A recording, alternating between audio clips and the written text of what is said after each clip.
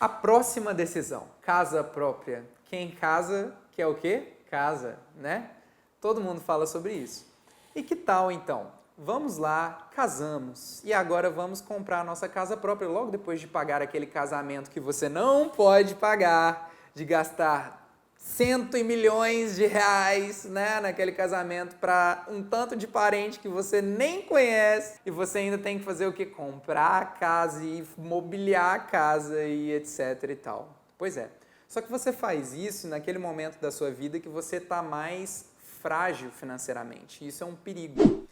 Imagine que você quer comprar um imóvel. Então você chega lá naquele banco, né, que você pensa fora dele, pensa fora da caixa, né? E aí você chega para comprar o imóvel. E aí você vira e fala assim, bem, o imóvel vale 300 mil reais, eu quero financiar. Eu vou financiar esse imóvel em 420 meses, porque é o que cabe no meu bolso, né? Então, você chega lá e fala assim, experiência própria. Vamos lá, vamos pagar então esse apartamento, você pega lá, dá uma entrada, 60 mil reais, financia 240 mil com juros de 9% ao ano, e aí você coloca tudo aquilo ali, o seu dinheiro todo vai pro ralo, vamos lá. Se você pegasse e alugasse um apartamento no mesmo padrão do que você comprou, tá? E você pegasse e fizesse o seguinte, olha, com a diferença do dinheiro entre o financiamento e o dinheiro que você tinha para entrada, aplicasse aquele dinheiro que você tinha para entrada, que você gastou aqueles 60 mil reais, aplicasse esse dinheiro e computasse ali a diferença dos valores entre a prestação, tá ok? Tá ok? E você pegasse... Tudo bem, recobrando a consciência aqui, você pega e fala assim, olha, vou pegar a diferença do dinheiro entre o valor que eu alugaria um apartamento no mesmo padrão em 178 meses, mais ou menos uns 15 anos, tá? Você conseguiria comprar o mesmo apartamento. Qual que é a diferença? A diferença é que a gente estava falando 420 meses. Então, o mesmo apartamento você seria capaz, se você acumulasse o dinheiro, em vez de pegá-lo emprestado, em 15 anos você compraria o mesmo apartamento se você tiver disciplina e persistência, tá? Com organização, é possível ter essa casa própria muito antes e sem sufocar suas finanças. Então, você precisa entender como fazer isso. A questão é, se você olhar no gráfico aqui, você vai ver que o ponto em que as curvas se encontram, a vermelha com a azul, é o ponto em que você conseguiria comprar o mesmo imóvel. Mas se você continuar fazendo o mesmo processo, alugando um apartamento, né, do mesmo padrão, e acumulando esse dinheiro e investindo esse dinheiro, você teria no final dos 35 anos dinheiro para comprar 3 apartamentos no lugar de comprar um só. O que é importante aqui? Se você aprende a investir, poupar com persistência, com inteligência, gastar o seu dinheiro corretamente e reinvesti-lo em bons ativos, ao final de 35 anos você pode estar morando de aluguel, mas você vai ter muito mais dinheiro para pagar o seu aluguel num apartamento de padrão muito melhor do que você estaria com um apartamento já envelhecido por 35 anos ou mais, que você teria que inclusive fazer várias reformas nele. É uma segunda decisão inteligente. Vamos fechar aqui a casa própria e vamos passar agora para a aposentadoria. Eu sei que você quer saber sobre isso, então vamos falar sobre o monstro da aposentadoria. A pergunta que não quer calar. Será que um dia eu vou me aposentar? E agora que passou a reforma da Previdência, agora que passou a reforma da Previdência, você se pergunta, será que um dia eu vou aposentar? Minha aposentadoria agora é só com 65 anos de idade. Meu Deus do céu, como eu vou fazer? Eu vou ter que trabalhar até quando eu não tiver mais energia para levantar? Se você escutar e aprender bem sobre essa aula, talvez não. Talvez você consiga se livrar disso muito antes, né? Tem um cara muito interessante que é, assim, sensacional. Não sei se vocês já ouviram falar do Primo Rico, o Thiago Nigro. O Thiago Nigro, ele sempre faz nas palestras dele uma pergunta muito interessante, muito importante. Ele pergunta o seguinte, quantas pessoas leem ao menos um livro todos os meses? Depois ele continua. Quantas pessoas leem 2 livros? Quantas pessoas leem 3 livros todos os meses? Quantas pessoas leem 4 livros todos os meses? E nas palestras que ele dá, mais ou menos dá sempre o mesmo resultado. As pessoas que leem 4 livros todos os meses são mais ou menos 1% da população. Ele abre um gráfico e diz o seguinte: qual é a situação da Previdência Social no Brasil? Olha esse gráfico que legal. 1% das pessoas, o mesmo 1% talvez, né, que leem 4 livros por mês, porque talvez eles sejam pessoas mais instruídas e entendam de fato o que tem que fazer com o seu próprio dinheiro. Bem, 1% das pessoas são independentes, ou seja, não necessitam de outras pessoas para bancar a sua melhor idade. Tá? Enquanto isso, nós temos 28%, né, que dependem de caridade. Olha que situação. Outros 25%, provavelmente o caso de muitas pessoas mesmo também, seja pessoas que estão inclusive assistindo esse vídeo, se já estiverem aposentadas, dependem de continuar trabalhando para poder pagar suas contas. Então, mesmo depois dos 60, mesmo depois dos 60 e poucos anos, precisam trabalhar para conseguir complementar a renda e as despesas que, com a velhice, obviamente, vão aumentando, né? Principalmente plano de saúde, né, gente? É um desespero aquilo. Nossa Deus, quando eu olho para a tabela de plano de saúde, eu começo até a tremer. Bem, outra coisa é 46% das pessoas dependem de parentes. Eu não sei vocês, mas eu não gostaria de depender nem de parente, nem de caridade e nem de ter que continuar trabalhando para sustentar minha renda. Assim, o que eu gostaria de falar para vocês é um caminho para que a gente, sofrendo algumas coisas agora, mas é um momento que nós temos saúde, é um momento que nós temos tempo pela frente, você consegue adequar a sua vida para viver com um pouco menos do que você poderia viver com todo o seu salário, mas você adequando para viver num padrão de vida um pouquinho inferior hoje para ter um retorno no futuro que você não dependa de ninguém. Eu prefiro não depender de ninguém e eu gostaria que, se um dia eu tiver filho, eu não tenha que onerar a vida do meu filho para que ele tenha que me manter, certo? Eu imagino que vocês pensem o mesmo também. Então, talvez seja necessário a gente fazer um sacrifíciozinho a mais hoje, né? Então, vamos fazer esse sacrifício. O que eu mostro aqui para vocês nesse quadro? Olha só que interessante. Essa apresentação ela foi feita um pouquinho antes da reforma da Previdência acontecer, mas os efeitos continuam os mesmos, tá? Basicamente, o que acontece? A nossa taxa de fecundidade no Brasil, desde 1940, tem caído vertiginosamente. Enquanto o percentual de idosos tem crescido muito, porque a qualidade de vida tem melhorado, as pessoas têm tido acesso à saúde de melhor qualidade, por mais que ainda não seja a melhor saúde do mundo, mas a gente tem ampliado a expectativa de vida. E o que acontece quando a gente reduz a fecundidade e aumenta as pessoas que estão na melhor idade, né? Nós temos uma mudança, olha só nesses gráficos aqui, a mudança da pirâmide etária brasileira. Se a gente olhar, a pirâmide etária era chamada de pirâmide exatamente porque ela tinha um formato piramidal. Muitas pessoas jovens, e quanto mais velho se fica, menos pessoas estão vivas, certo? Só que a pirâmide etária brasileira ela deixou de ser uma pirâmide para ser uma coisa meio estranha. O que é isso? Tipo, a base da pirâmide está emagrecendo muito, e isso já acontece e já aconteceu em diversos países. Então, nós temos menos jovens. Nós temos muitas pessoas na fase adulta e nós temos pouquíssimas pessoas ainda, mas poucas, mas aumentando na melhor idade. E aí, o que acontece com isso? Não teria nenhum problema se o nosso sistema de previdência fosse um sistema, digamos assim, de capitalização, que você investe o seu dinheiro para que na sua aposentadoria você tenha o dinheiro que foi aquele que você contribuiu. Mas hoje não funciona assim no Brasil. No Brasil, a gente tem que uma transferência intergeracional. Então, o que acontece? As aposentadorias de hoje, ou seja, as pessoas que são idosas hoje, elas são pagas com o dinheiro das pessoas que estão na ativa hoje. Só que hoje nós temos muitos adultos e muitos adultos trabalhando, né? E poucas pessoas idosas. Então, a gente consegue sustentar. Mas mesmo assim, a Previdência Social ela já representa 55% para 56% do orçamento de toda a União. Tá? Então, o que a gente está falando? Saúde tem 9,4%, educação tem 8%, assistência social tem 8%, trabalho tem 7%, outros gastos 12%, 13%. A Previdência já ocupa 56%. Então, quando a gente está falando isso, a gente está dizendo o seguinte, olha, a Previdência já come mais da metade do orçamento do governo. Era necessária uma reforma?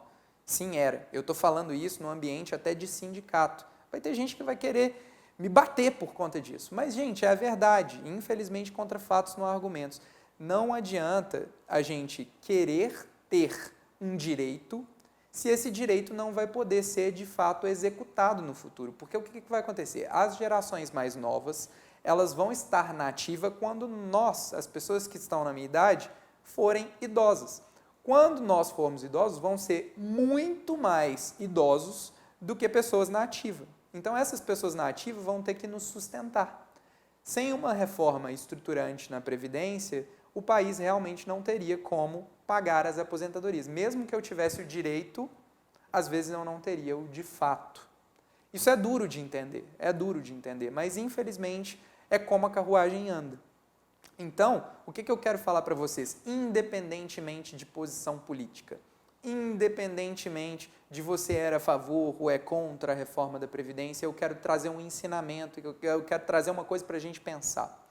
Olha, depender do governo para se aposentar não é um caminho seguro. Por que ele não é um caminho seguro? Porque você pode ter o direito, mas o governo não conseguir executar esse direito e você não ter o de fato. Se você não fizer a sua aposentadoria própria, a sua aposentadoria privada, os seus investimentos, pode ser que lá na frente você tenha contribuído sob um valor até relativamente grande, mas não consiga receber aquilo e aquilo pode não ser o suficiente para manter o padrão de vida que você tem hoje. O que eu quero defender aqui é que você consiga fazer investimentos em ativos, lembra da contabilidade descomplicada, para que você gere renda, para que no futuro você não dependa do governo e a renda proveniente dos seus ativos te leve para uma qualidade de vida muito melhor, que você não dependa de parente, não dependa de doação e não dependa de continuar trabalhando para poder manter o seu padrão de vida. Desculpem, gente, a verdade dói, mas infelizmente é assim que tem que ser e é assim que as coisas vão acontecer. Bem, e aí você me fala, então tá, Samuel, o que eu vou fazer da minha vida? Como que eu vou investir esse meu dinheiro? O que eu posso fazer? Eu falo assim, olha, você tem várias alternativas, você precisa aprender sobre investimentos. Aí você fala assim, Samuel, aposentadoria privada é um bom negócio? Direto o pessoal pergunta isso para mim. Eu falo assim, olha, a depender sim, mas você vai pagar por isso. Lembre-se que tudo na vida, quando você terceirizar uma opção, você vai estar pagando por essa terceirização. Se você está fazendo uma aposentadoria privada, você está pagando para um banco, para um gestor, para ele poder fazer o quê? A sua aposentadoria. Você acha que você vai pagar pouco? Me desculpa, mas você não vai pagar pouco, você vai pagar muito para ele. Então, uns amigos meus pediram um tempo atrás para eu fazer uma simulação para eles, porque eles tinham uma previdência privada. E aí eles pegaram e falaram assim, Samuel, me fala se essa previdência privada é uma boa alternativa. Aí eu fiz a simulação para eles, era o seguinte, eles tinham mais ou menos 30 anos de idade e iam contribuir por 33 anos com um aporte inicial de R$3.000 e R$400 por mês. Quando a gente fez a simulação, dadas as condições da previdência privada que eles contrataram, né, aquilo ali daria para eles um retorno, um saldo final de mais ou menos R$660.000 ao longo dos 33 anos, tá? E aí eu fiz uma simulação simples, falando assim para eles, olha, se você não contratar a previdência privada e simplesmente colocar o seu dinheiro num tesouro direto IPCA, tá? IPCA+. A diferença no final dos 30 e poucos anos, só de saber onde investir, dava uma coisa aproximada de R$215.000 ao longo desses anos. qual que é a questão? Você está pagando por aquilo. Você está disposto a pagar esse valor? Se você estiver disposto, tudo bem. Agora, esse dinheiro podia estar literalmente no seu bolso, né? Então, qual que é a questão? Se você entende e estuda investimentos, pode ser um pouco árduo. Às vezes você não gosta, não quer, terceiriza, né? Faz uma coisa que, assim, você sabe, mas saiba que você vai estar gastando dinheiro para isso, você está pagando por aquilo. Agora, se você quer ter entendimento, o entendimento ele se paga. E não existe um entendimento melhor do que o entendimento na área de finanças para ele te dar um retorno. Então, o que eu tenho encorajado as pessoas é estudar os investimentos e saber onde colocar o seu dinheiro. Porque às vezes você é um excelente profissional, mas entender o que você está fazendo com o seu dinheiro pode ser tão importante quanto a própria profissão que você tem. Se você entende sobre isso, você vai fazer melhores escolhas, melhores investimentos e vai ter que trabalhar menos para poder se aposentar ou ter uma independência financeira. Outra coisa que é muito importante para a gente falar aqui nesse conceito de aposentadoria versus independência financeira. Para mim, a aposentadoria é uma visão um tanto quanto míope, né? A gente tinha muito essa ideia no passado de trabalhar numa grande multinacional, trabalhar numa empresa ao longo de muitos anos para poder começar a viver depois dos 50 e poucos, depois dos 60. A nossa geração, esse pessoal que é um pouco mais jovem, né? Tem o quê? Tem essa ideia de que, assim, olha, eu não quero trabalhar para sempre, mas, assim, se eu tiver que trabalhar, eu vou querer trabalhar com uma coisa que eu gosto, né? Então, você vai querer fazer uma coisa que te atrai. Então, a ideia é o quê? É você ter independência com liberdade. E por isso que a gente não gosta muito de falar em aposentadoria. A ideia não é aposentadoria de, tipo assim, eu terminei como meus avós, eu aposentei, eu peguei um pijama, coloquei um pijama, sentei na frente da TV para assistir todos os dias a televisão.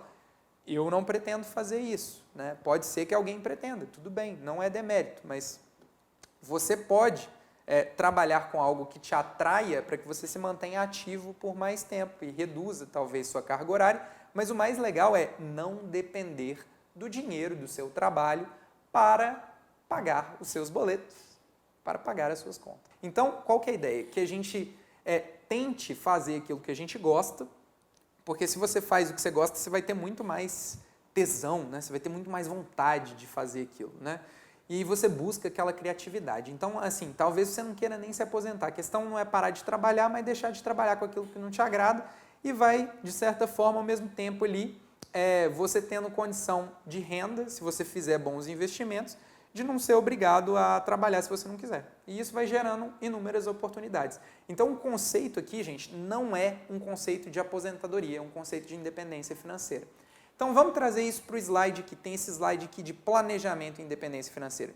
Eu estou falando que 3 decisões, ou seja, automóvel, casa e aposentadoria, se você tomar aos 25 anos de idade, por exemplo, essa decisão, e você tiver um salário ali, né, só a título de exemplificação, tá? Então, a título de exemplificação, você com 25 anos de idade, com um salário de R$ 5.800, que teria condição de comprar um automóvel, teria condição, de certa forma, de comprar uma casa e de instituir uma aposentadoria para você. Se você toma as 3 decisões de fazer a sua aposentadoria própria, você mesmo, de não comprar uma casa, alugar uma casa, de não comprar um automóvel e andar de Uber, de 99, de seja o que for, né, fazendo merchan para as empresas. Se você tomar essas 3 decisões, eu estou te dizendo, olha esse gráfico que maravilhoso. O gráfico, ele mostra que a linha vermelha são os rendimentos estimados das poupanças que você fez nesses 3 itens, certo? E você tem uma linha azul que é o seu salário. Eu estou falando assim, você tinha um salário de 5.800 que só foi ajustado ao longo do tempo pela inflação. Você não foi promovido, você não subiu de nível, você não teve nada a mais. Se você fizer esses investimentos, você terá a sua independência financeira aos 58 anos de idade. Essa decisão não é uma decisão melhor do que depender do governo? Eu acho que pode ser. O que eu estou te falando? Você deixa de ter um carro por alguns anos, você escolhe não comprar a sua casa própria e você tem disciplina para poupar esses valores e investir esses valores corretamente durante 30 e poucos anos. Você vai chegar aos 58 e os rendimentos das suas aplicações financeiras, eles vão ser suficientes para que você não tenha mais que trabalhar. Então, você pode chegar e falar assim, muito obrigado, chefe, eu não quero mais trabalhar aqui, eu vou embora porque eu não tenho mais a necessidade de trabalhar para pagar as minhas contas. Existe liberdade melhor do que essa? Eu acredito que não.